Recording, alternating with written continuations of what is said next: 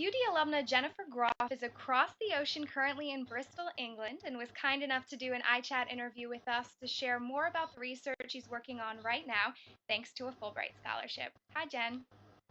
Hi. Jen, first, before we delve into what you're doing right now, tell us a little bit more about your invention, the i5, which you created as a graduate student here at the University of Delaware. Sure. So the I-5 resulted from my master's thesis, which is a meta-synthesis or a massive review on the literature to barriers to integrating education in the classroom. So my degree at UD was in educational technology, so I was looking at all the things that kept it from being successful, from tech-based projects, from having more success in the classroom.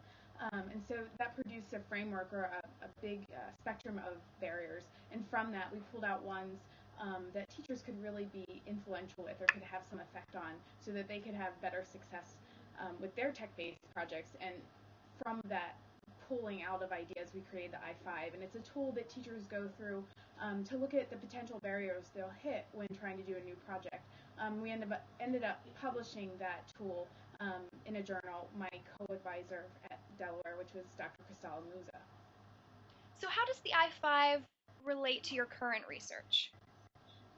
So right now I'm looking at barriers to innovation in general. So whereas the I-5 looked more at technology and technology-based instruction in the classroom, I'm looking more now generally at innovation in general. So not only innovations as in things that are tangible like curricula or technologies, but innovation as a process as well. So the I-5 and that research looked at the broad spectrum across the system, and the research I'm doing now is looking at, again, the broad system, but how that relates to innovation in general. And since I completed the I-5, where I'm at now at Future Lab, they took that research and integrated some other research to build more research on innovation barriers and how the system can enable innovation, and that's what I'm looking at now. Okay, so as new technology and alternative learning tools emerge, why can they be such a challenge for current teachers and administrators? Well, it can be lots and lots of reasons. But within a given classroom or school context, it can be because there aren't enough resources to implement it, so technology is expensive.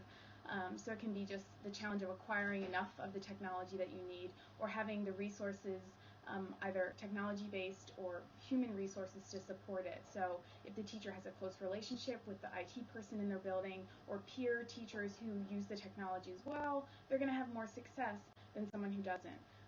It can also be because students are unfamiliar with the technology, it's foreign to them, or the way it's used in the classroom can be foreign to their learning style. So the culture within a school and a classroom are really important to having success with technology-based projects. Okay, well, you've been in England since September 2009. What are some of the interesting things that you've discovered so far with this project? Oh boy, lots of things. It's been excellent being here. Such a huge learning experience. But it's really been interesting to look at innovation across the system and just how interconnected all of those barriers and enablers are. It's really quite complex.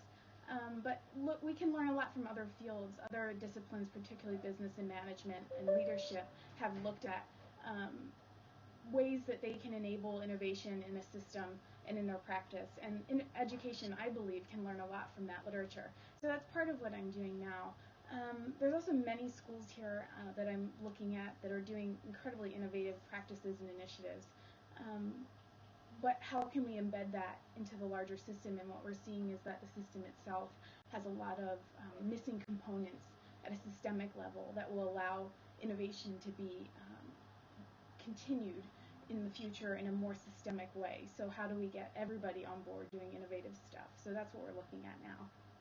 Okay, great. Well, I want to thank you so much for allowing us to hear more details about your research, and I know you have a few more months left to go, so we wish you the best of luck. Thanks so much.